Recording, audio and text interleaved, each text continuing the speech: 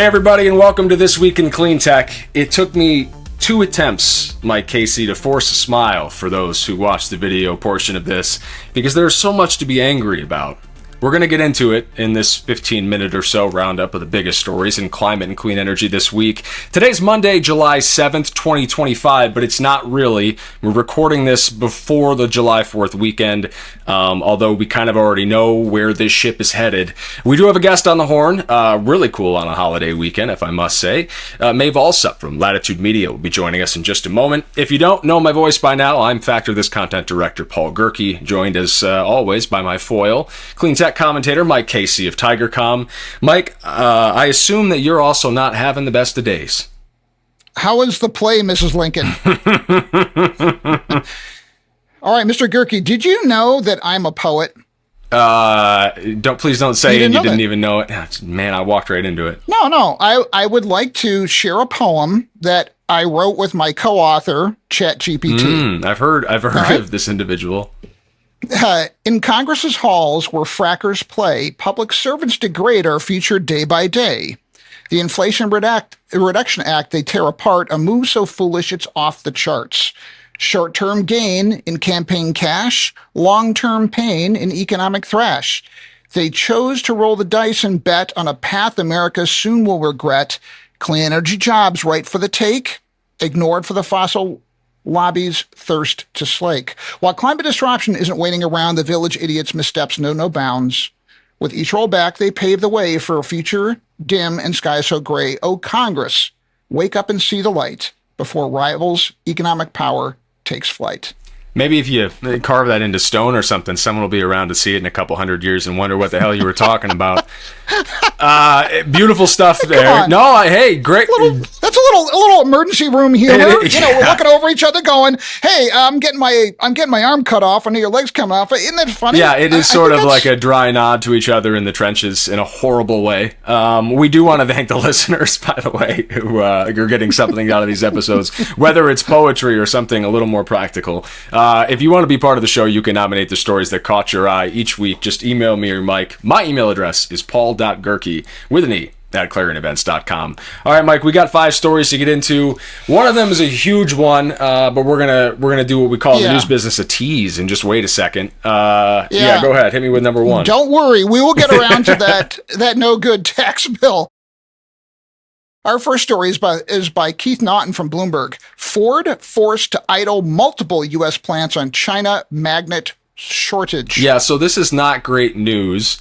It's not the best news for anyone, just like most of the show. Mike, I'm trying to be cheery and funny and cheeky, but really I just want to slam my head into the monitor. So the long and short of this one is that China's introduction of a new approval process for rare earth exports has now hung up some global supply chains, including one that involves U.S. automaker Ford, which paused factory operations over the last 3 weeks thanks to a shortage of magnets that contain those rare earth minerals. To quote the Ford CEO Jim Farley, "We can't make that stuff," for anyone who insists that we just do it in America. The high-powered magnets are used for everything from seats to windshield wipers to doors and audio systems. Mike, this is one of those problems when you become isolationist. One of those hang-ups, one of those bugaboos. This is despite negotiations early in June, which led to an agreement Trump said would have Beijing quickly approve export licenses for rare earths.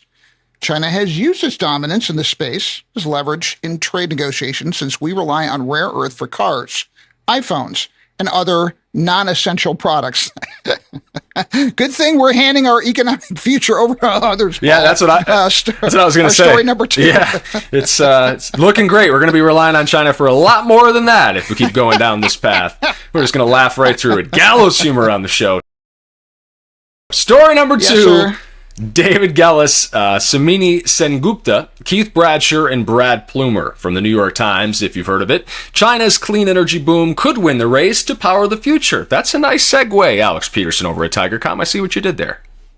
To kind of sort of echo what you said on the last show, friend.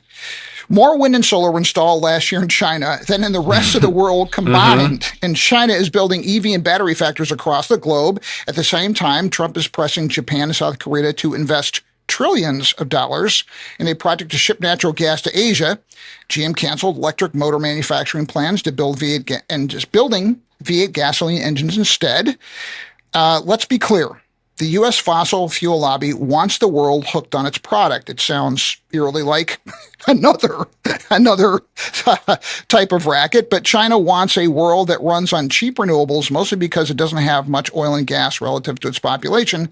It doesn't want to rely on politically unstable trading partners for energy, and it's now leveraging its lead in clean energy to build relationships around the world. You know what that sounds like, Paul Gerke? What's that? It sounds like a smart, long-term strategy. I wish we had one of those. Yeah, you know how I don't know if you're an NBA guy. I don't know if you know ball, Mike Casey. We've really never had that conversation, but ball knowers will tell you that when a guy is really bad and he's headed out of the NBA, they'll tell him to learn to speak Chinese because he's going to go play basketball in China and still make some money, but not at the NBA level.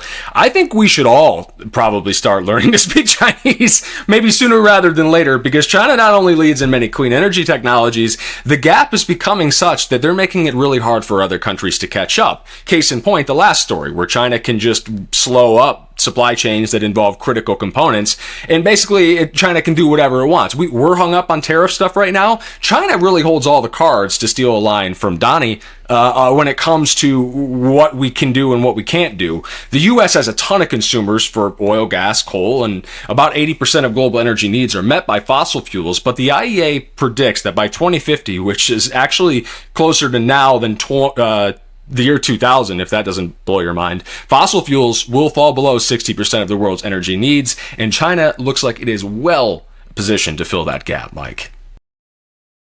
Our third story, Diana Olick from CNBC, climate threat to U.S. infrastructure is accelerating. Here's what's most at risk, Paul. The planet. Back to you, Mike. No. Climate change, extreme weather are messing up infrastructure that was built 20, 30, 40, 50 years ago, depending on where you are, in a climate that, quite frankly, no longer exists. Just talk to the American Society of Civil Engineers that say every category of U.S. infrastructure is at a growing risk from climate change. And their infrastructure report card, you love getting a report card, right, gives the nation a C grade. Climate risk analytics firm First Street told CNBC that its models find 19% of power infrastructure, 17% of telecommunications infrastructure, and 12% of airports are at major risk of flood, wind, or wildfire. The ACSC also estimates we need more than $3.7 trillion. Do the Dr. Evil thing. Hold it, $3.7 trillion over the next 10 years to get U.S. infrastructure in good condition. When do we start, Mike?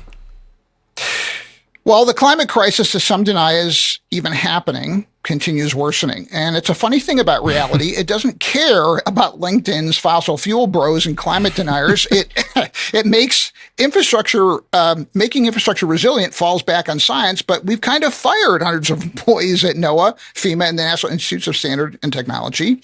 The administration has also ordered FEMA to cancel the nearly $1 billion Building Resilient Infrastructure and Communities program because, hey, who needs that? We're not going to have any natural disasters coming up. No. Paul, our fourth story. So before we get to our fourth story, I'm gonna throw a softball up because this leads right into our fourth story. Did you know, last I checked, that the big budget bill, the ABA, has $0 for climate research in it? A big goose egg? It's exactly how much I'm contributing to climate research. None. Story number 4, the one you've been waiting for. This one from Christopher Hellman at Forbes, although it's been written about in a lot of places by a lot of really talented journalists. Red states and AI are big losers from Trump's clean energy massacre. Hit us with it, Mike. What's in it?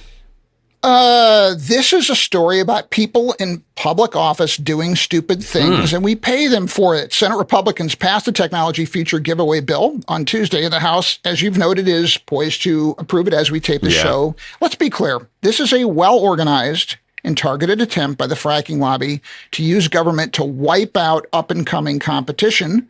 It is big. It is not beautiful for clean energy or electric vehicles or the American future economy. We all know by now what this bill does, but the good news, since last week, they've added a new subsidy for metallurgical coal because, Paul, coal is an emerging technology as of 250 years ago. It's now considered a strategic mineral. All I can say is that red areas are most exposed here as former This Week in Cleantech guest Michael Thomas has tracked at CleanView 78% of renewable energy projects and their jobs are being built in red districts, and they will face the brunt of the cancellations, Paul. You know where a lot of that coal goes, the metallurgic coal, Mike? I'll give you one guess. It's China, Mike. Most of it goes to China. Just so we're clear. And also, I think that kills the whole subsidies argument that the right side of the aisle makes for wind and solar. Like, oh, well, they can't stand alone without subsidies, then maybe they shouldn't be used. Then why the hell are we giving coal a subsidy? Been giving. Don't use. Well, and the gasoline subsidies and the ethanol subsidies that we've talked about in this show. We got lots of problems, Mike. It's hard to just pick one. Hellman tells us to get ready to pay for electricity, pay more for electricity. If you haven't been following the bill, it does increase electricity prices in every single state in the country. This reversal coming just as we add a bunch of data center demand, if you've been paying attention to that side of the equation. Lawrence Berkeley National Lab projects data center electricity use will quadruple from 76 terawatt hours in 2018 to 325 terawatt hours in 2028. And what's more, Mike, I learned this week that the air conditioning load in the United States is actually more than that. Our big problem is going to be keeping us cool because of all of the other stuff we've been complaining about on this show. By the way, there is still a bottleneck in gas turbine supplies, underscoring the need to satisfy this demand with renewables. I think it takes still years to get a turbine if you want one. The bill's rollback of incentives for solar and EVs could undercut demand for storage, which threatens the multi-billion-dollar battery plants being constructed in the Southeast. You know where they get most of those rare earth minerals, Mike?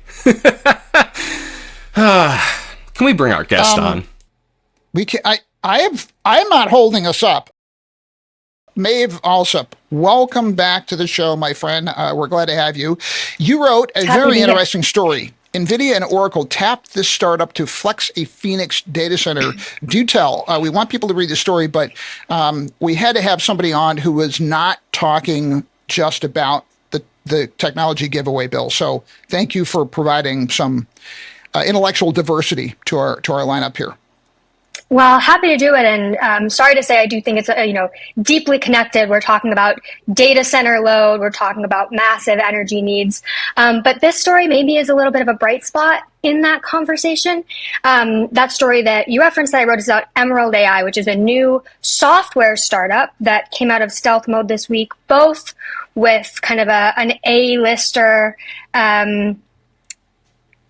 An A-list of investors, I guess, including Nvidia, and also coming armed with some data from a real-world test case where they took the software platform that they've created, which is designed to make AI data centers more flexible in terms of their energy use. They tested this out at an Oracle data center in Phoenix, and when they launched this week, they came with that data to prove that they were able to ramp down energy use at the data center without impacting the quality of the AI workloads happening there. Have they talked to any utilities about this, to your knowledge? Because that is a big sell right now, pretty much everywhere you go.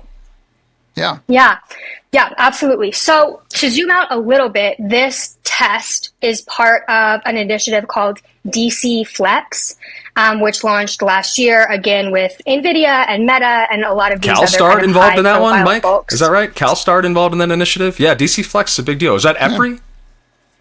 Yep, it's EPRI, exactly. And so the idea was that they were going to create these flexibility hubs to prove out software and hardware solutions to make data centers more flexible. This is the first of those hubs to release their data, and it's a software solution.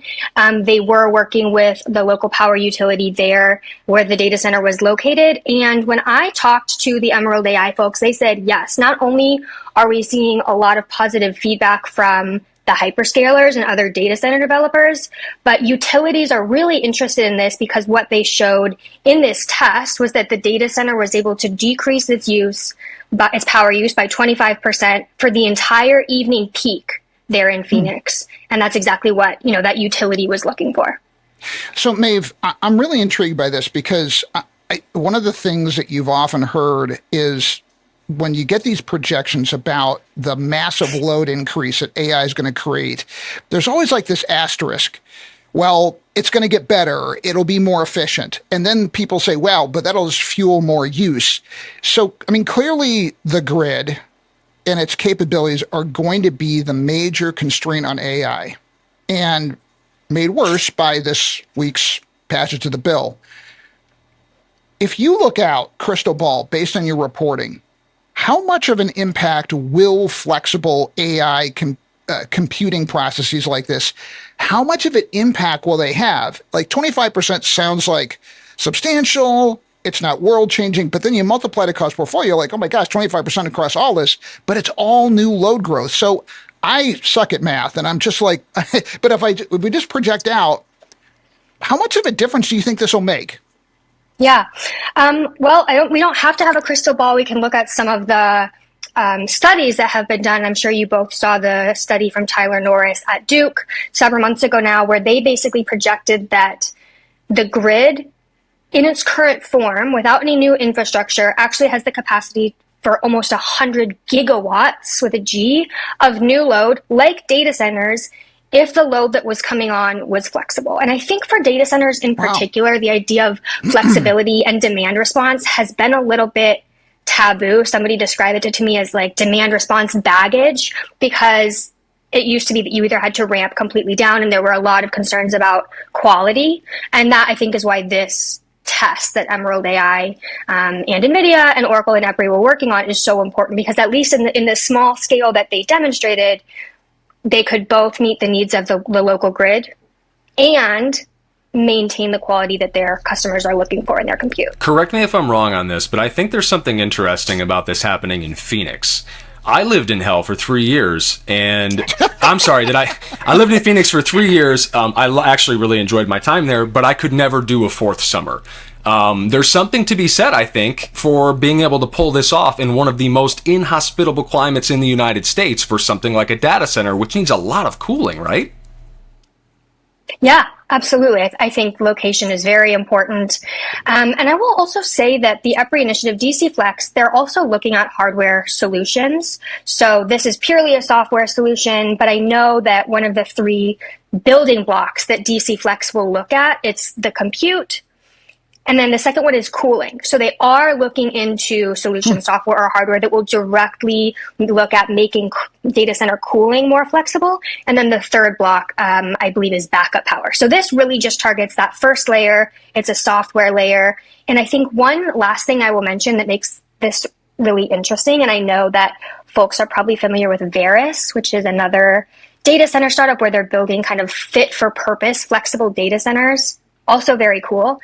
But Emerald AI, that platform is designed to kind of sit on top of any existing data center, which in theory makes it very flexible and very applicable all over the country. Nice. Paul, this is fascinating. I feel like she's really validating our choice of ending with this story because it's so future looking and I think quite optimistic. So thanks, Maeve. Great reporting. We need to go to our Cleantecher of the Week. All right, Mike, let's do it. This week's Cleantech of the Week is JoeBen Bevirt. I still don't think I said it quite right, Mike. That's okay, JoeBen. It's kind of a tradition to mispronounce a name on this show. Founder of Joby Aviation. It's a company developing electric air taxis for commercial passenger service. This is the stuff that we've been waiting for our whole lives, guys. This week, its electric air taxi completed a series of piloted vertical takeoff and landing wingborne flights in Dubai. Very cool stuff. Congratulations, our Cleantech of the Week, JoeBen. Well, I want to say, Joby, we actually did work for him many, many years ago. He is smart as hell. And Joby, I want one of these. I don't know if I can afford it, but I want one. So, and I'm going to talk to Clarion about maybe I can have one that lands on top of my star trailer for the show. I don't think that's a lot to ask. Kind of a heliport, liftoff, takeoff. I think I'm like that. In the meantime, I will lower myself to thank our wonderful producer, Brian Mendez, and Quirin and Alex Peterson for gathering these stories. And to our guest, Maeve Allsup, for joining us on this episode of This Week in Cleantech. Please subscribe, leave some feedback, and share story suggestions if you have any. We're all in this together, folks. The small Cleantech community is going to work through this. Have a happy 4th. That's in the past. Man, I forgot the time travel thing. Just have a good July. How about that? Enjoy your summer. We'll catch you next week on the podcast. You can read all the articles here on the post on Factor This, or just go there and see the articles. Have a good one, guys. Goodbye, Paul. Goodbye, Maeve. Thank you. I'm going back out to clean my garage and my car, guys. This is why I had the hat on. You're today. such an elitist. Goodbye.